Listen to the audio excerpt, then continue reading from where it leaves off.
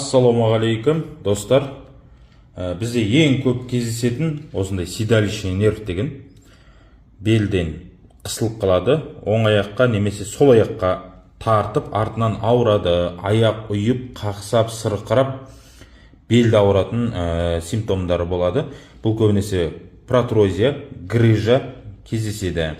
Одан кейін бас аурулар, бірінші мойын омыртқасы, яғни атлант қисайып қалады. Не оңға, не солға.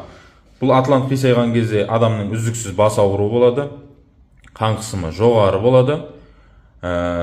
Содан кейін ашушаңдық, неврозность, ұйқының нашарлығы.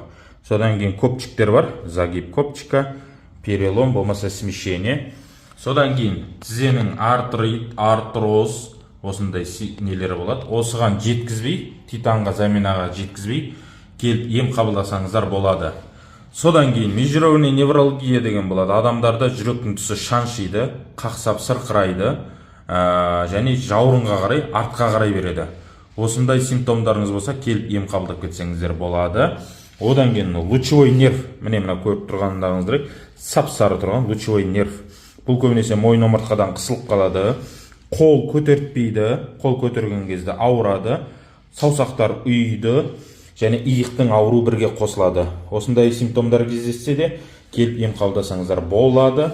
Міне пяточный шпора деген болады, табаннан береді, болмаса өкшеден береді. Осындайда және омыртқаның грыжасы, протрузиясы, ұршығыңызда коксартроз болса, келіп ем қабылдап кетсеңіздер болады. Біз Алматы, Астана, Қызылорда, Шымкент, Орал, Ақтөбе, Атырау, Ақтау қалаларында қабылдаймыз. Егер түскен МРТ КТ қағаздарыңыз болса, осы жерге жіберсеңіздер болады.